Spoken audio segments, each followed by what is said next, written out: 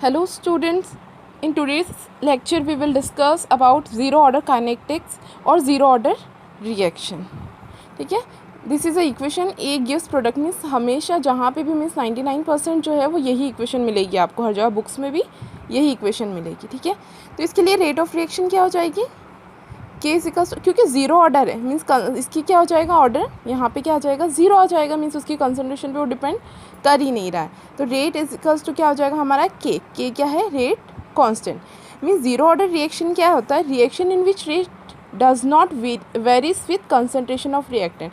मतलब किसके ऊपर डिपेंड नहीं करता है, ये रिएक्टेंट की कंसनट्रेशन पर डिपेंड नहीं करता है. ठीक है, ये क्या है ग्राफ है, ज़ीरो ऑर्डर काइनेटिक्स के लिए ग्राफ है. अब ये क्या शो कर रहा है यहाँ पे कि ए की कंसंट्रेशन और रेट के बीच में ये ग्राफ शो कर रहा है. तो अब ये क्या बता रहा है, अब यहाँ पे ज़ीरो ऑर्डर काइनेटिक्स है, इसका मतलब क्या है कि कंसंट्रेशन इंक्रीज डिक्रीज होगा, लेकिन उसके ऊपर रेट जो है वो डिपेंड नहीं करेगा. रेट जो रहेगा वो क्या रहेगा, हमेशा कांस्टेंट रहेगा. Rate is independent of concentration and rate is independent of time. Means concentration और टाइम दोनों से क्या रहेगा, रेट इंडिपेंडेंट रहेगा, उनके ऊपर डिपेंड नहीं करेगा. Rate remains constant in zero order kinetics. Okay, now integrated rate law for zero order kinetics. तो ये हमारी इक्वेशन है ए गिव्स प्रोडक्ट. ठीक है, तो इसके लिए रेट क्या हो जाएगा, R equals to K concentration of A to the power zero. Zero क्यों है, क्योंकि कंसनट्रेशन क्या है हमारी ज़ीरो है, मीन्स डिपेंड कंसनट्रेशन पे वो डिपेंड नहीं कर रहा है, इसलिए यहाँ पे क्या है हमारा ऑर्डर ज़ीरो, इसलिए हमने यहाँ पे क्या प्लेस किया ज़ीरो. ठीक है, तो अब हम इंटीग्रेशन करेंगे तो यहाँ पे हम इसको D A by D E T भी लिख सकते हैं. इसको हमने पहले लिखा था ना जब हमने क्या रेट ऑफ रिएक्शन पढ़ा था स्टार्टिंग में, तब D A by D T हमने लिखा था. तो अब रेट क्या हमारा D A by D T और ये वन क्या है स्टोइशियोमेट्रिक कोएफिशिएंट. तो अब हमारा ये क्या है के क्या है कांस्टेंट और ए ये. तो रेट को हम किससे डिटरमाइन करते हैं, D A by D T means change in concentration per unit time. ठीक है, अब इसके ऊपर डिपेंड ही नहीं कर रहा है तो ये क्या हो जाएगा ज़ीरो हो जाएगा, means D A by D T equals to K. अब अगर हम इंटीग्रेटिंग करेंगे बोथ साइड, अगर इंटीग्रेट करेंगे तो क्या हो जाएगा, इंटीग्रेशन का साइन आ जाएगा और ये इधर शिफ्ट हो जाएगा, तो क्या हो जाएगा माइनस के डी टी. ठीक है, अगर टाइम हमारा ज़ीरो है तो इसकी ए की कंसंट्रेशन क्या होगी, इनिशियल कंसंट्रेशन क्या हो जाएगी हमारी कंसंट्रेशन, अगर at time zero reaction concentration क्या होगी ए नॉट होगी. मतलब जब रिएक्शन स्टार्ट भी नहीं हुई है तब हमारी कंसंट्रेशन क्या होगी ए नॉट रहेगी. एट टाइम टी किसी टाइम पर फाइनल कंसंट्रेशन क्या हो जाएगी, मीन्स रिएक्शन प्रोसीड हो रही है किसी टाइम के बाद, हमारी फाइनल कंसंट्रेशन क्या हो गई ए नॉट थी जो इनिशियल कंसंट्रेशन, वो क्या हो गई अब फाइनल ए हो गई. ठीक है, अब हमने इंटीग्रेट किया यहाँ पे, अब इंटीग्रेट किया तो हमें लिमिट भी चाहिए ना, तो हमारी लिमिट क्या हो जाएगी यहाँ पे ए नॉट ए.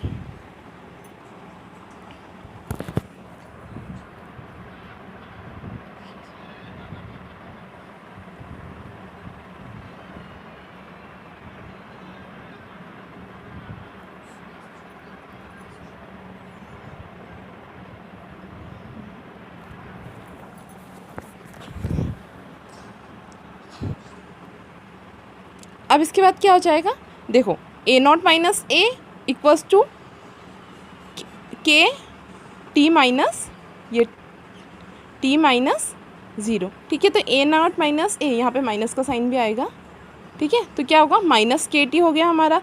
तो A not A equals to A not minus k t, ये हमारा क्या आ गया ज़ीरो ऑर्डर रिएक्शन का इक्वेशन आ गई. ठीक है, जहाँ पे ए नॉट हमारा क्या है इनिशियल कंसंट्रेशन ऑफ ए क्या है concentration of A at any time T remaining, मतलब कितना हमारी ए की कंसंट्रेशन बची है किसी टाइम के बाद में वो क्या है ए है. K rate constant, t time in which concentration changes from A not to A, मतलब किस टाइम में ए नॉट से ए में हमारी कंसंट्रेशन चेंज हुई. एक और बार देख लो, ये इक्वेशन थी हमारी, यहाँ पे हमने रेट जो हमने पहले इंस्टेंटेनियस रेट में इक्वेशन यूज़ की थी रेट ऑफ रिएक्शन के लिए, वो यहाँ पे पुट की गई है. और यहाँ पे के इक्वल्स टू रेट कांस्टेंट है और ए नॉट क्या है रिएक्टेंट की कंसंट्रेशन टू द पावर क्या है, ये उनकी ऑर्डर है. ठीक है, उसके बाद हमने दोनों साइड्स को इंटीग्रेट किया. इंटीग्रेट करने के बाद हमारे पास फाइनल इक्वेशन कौन सी आई, ज़ीरो ऑर्डर के लिए ये आई. ठीक है, अब इस इक्वेशन से हम इसका क्या करेंगे, हाफ लाइफ पीरियड भी फाइंड आउट करेंगे. ठीक है, ये हमारी इक्वेशन. अब इस इक्वेशन को एक और तरीके से भी हम लिख सकते हैं, ये देखो ये इक्वेशन है A equals to A not minus k t, हमारी जीरो ऑर्डर रिएक्शन। इसको हम ऐसे भी लिख सकते हैं k is equals to A not minus A by t, या फिर ऐसे भी लिख सकते हैं t equals to A not minus A upon k. जब हमें टी फाइंड आउट करना होगा तब हम ये इक्वेशन पुट करेंगे, के फाइंड आउट करना होगा तब ये इक्वेशन पुट करेंगे, ठीक है। उसके बाद ये हमारा कंसंट्रेशन और टाइम के बीच में ज़ीरो ऑर्डर का ग्राफ है, ठीक है।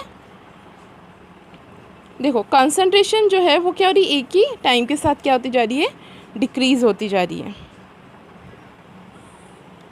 Next is half life of a reaction, means time in which reaction complete 50%।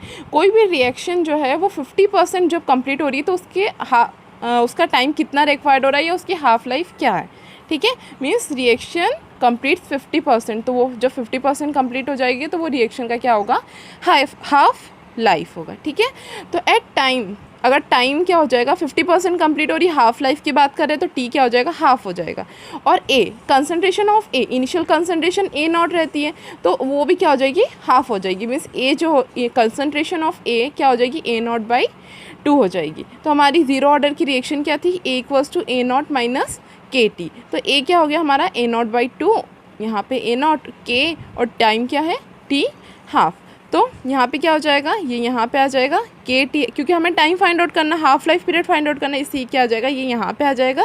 फिर ए नॉट माइनस क्या रहा, ए नॉट बाई 2, यहाँ से क्या आ गया, ए नॉट बाई 2 आ गया, ठीक है। तो टी हाफ हमारा क्या हो गया, ए नॉट बाई 2 बाई के। मीन्स टाइम जो है किसके ऊपर डिपेंड कर रहा है, इनिशियल कंसंट्रेशन के डायरेक्टली प्रोपोर्शनल है और इनडायरेक्टली प्रोपोर्शनल किसके है, रेट कांस्टेंट के। तो ये हमारा क्या है, half life period of a zero order reaction. Now we will do a numerical on this. Question is for a product to be zero order if time taken for 50% completion is 2 minute. ये reaction है, अगर 50% complete होने में इसको 2 minute लग रहे हैं तो 75% कंप्लीट होने में कितना टाइम लगेगा। Find the time required for 75 completion of reaction. Means zero order, मतलब ये रिएक्शन है ज़ीरो ऑर्डर की, 50% कंप्लीट होने में इसको 2 मिनट्स लग रहा है, तो 75% होने में कितना टाइम लगेगा वो हमें फाइंड आउट करना। अब ज़ीरो ऑर्डर है तो हम ज़ीरो ऑर्डर की इक्वेशन पुट करेंगे, A equals to A not minus k t. तो हमें टाइम फाइंड आउट करना है ना, कितना टाइम लग रहा है 75% कंप्लीट होने में। तो T equals to A not minus A by K, ठीक है। फर्स्ट कंडीशन हमारी क्या है, 50% कंप्लीट होने में। तो लेट हम एज्यूम कर लेते कि जो इसकी इनिशियल कंसंट्रेशन ए नॉट जो था वो क्या है 100। तो ए क्या हो जाएगी 50% कंप्लीट होने के बाद क्या हो जाएगी, इसकी रिमेनिंग कंसंट्रेशन कितनी रहेगी, 50 है ना। 50% कंप्लीट होने के बाद उसका कितना, 50% कंप्लीट हो गया तो बच कितना रहा है 50, कितने मिनट में, 2 मिनट्स में। तो यहाँ पे हम पुट करेंगे T equals to 2 means 2 minute, A naught initial concentration 100 है और रिमेनिंग कितनी है ए 50 अपॉन के। तो हमारे यहाँ पे क्या रहा है 50 बाई के। हम इसको क्या कर देते हैं, इक्वेशन 1 पुट कर देते हैं, ठीक है। Next second condition 75% completion. तो ए नॉट हमारा 100 है, मीन्स इनिशियल कंसंट्रेशन 100 है। अब रिमेनिंग कितना हुआ 75% कंप्लीट होने के बाद 25।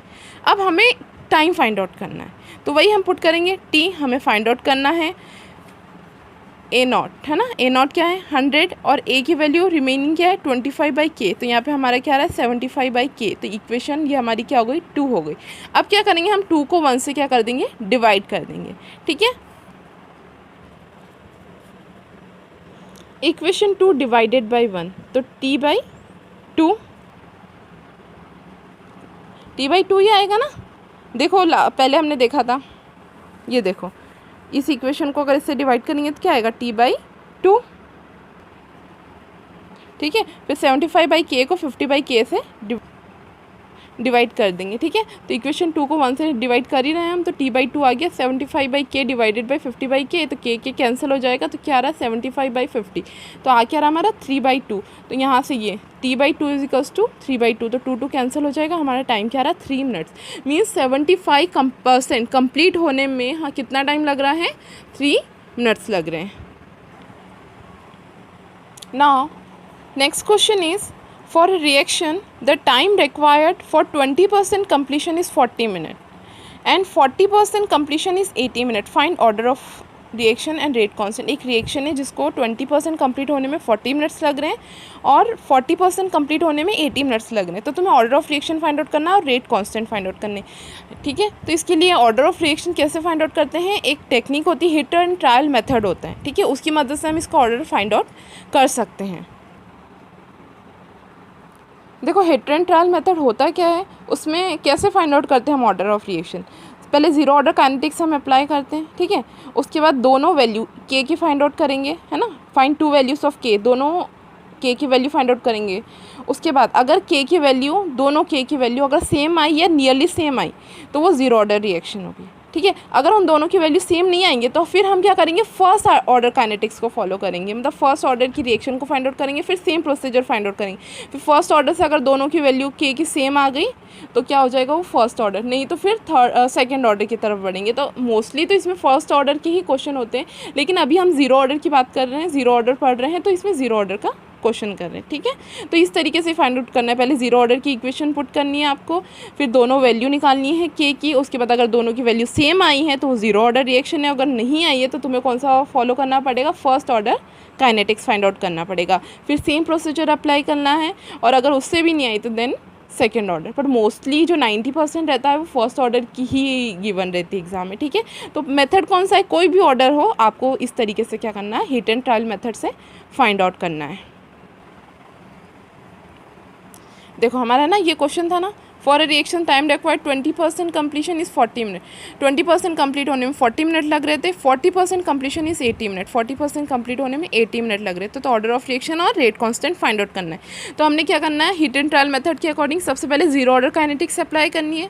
तो जीरो ऑर्डर काइनेटिक्स क्या है हमारी, A equals to A not minus k t, ठीक है। तो फर्स्ट कंडीशन है 20% कंप्लीशन, ठीक है, जिसको कंप्लीट होने में कितने लग रहे हैं, कितना टाइम लग रहा है हमारा 40 मिनट्स। मतलब initial concentration let initial concentration भी 100 और 20% कंप्लीट होने के बाद में कितनी रहेगी वो 80, ठीक है। 20% कंप्लीट हो गया तो रिमेनिंग कितनी है 80। तो अब हम इस फॉर्मूले में अगर पुट करेंगे तो 80, ठीक है, 80 equals to A naught initial concentration 100 minus k, और टाइम कितना 40 मिनट्स। तो के इक्वल्स टू, इनको माइनस करेंगे 20/40, हमारा क्या आ रहा है, के की वैल्यू 0.5 आ रही है, ओके।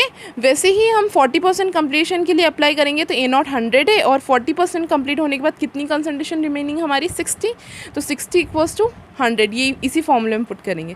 60 ए नॉट क्या है 100 माइनस के, और इसको कंप्लीट होने में कितना टाइम लगा था हमारा 80 मिनट्स। तो क्या रहा हमारा के इक्वल्स टू 40/80, मीन्स यहाँ पे भी 0.5 वैल्यू है, मीन्स दोनों के की वैल्यू क्या आ गई 0.5। और किससे आई, जीरो ऑर्डर काइनेटिक्स से, मीन्स ये रिएक्शन का ऑर्डर कौन सा है, जीरो ऑर्डर रिएक्शन है, ठीक है। Order of reaction is zero. अब रेट कांस्टेंट फाइंड करना, तो रेट कांस्टेंट के की वैल्यू तो आ गई हमारी 0.5। अब इसकी यूनिट क्या होगी, मोल पर लीटर, 1 माइनस n1, n क्या है ऑर्डर ऑफ रिएक्शन, तो ऑर्डर तो जीरो है, मीन्स ये कंप्लीट क्या हो जाएगा जीरो। और पर सेकेंड होता है, तो जिसकी जगह हमारा टाइम क्या है, यहाँ पे मिनट में दे रखा है, इसलिए हमने क्या लिखा है, यहाँ पे मिनट लिखा है, तो मोल पर लीटर पर मिनट। तो क्या थे हमारे रेट कांस्टेंट की वैल्यू 0.5 मोल पर लीटर पर मिनट। ये हमारे क्या गया, rate constant. Means hit and trial method से हमने क्या इसका order of reaction find out कर लिया और रेट कांस्टेंट की वैल्यू फाइंड आउट कर ली।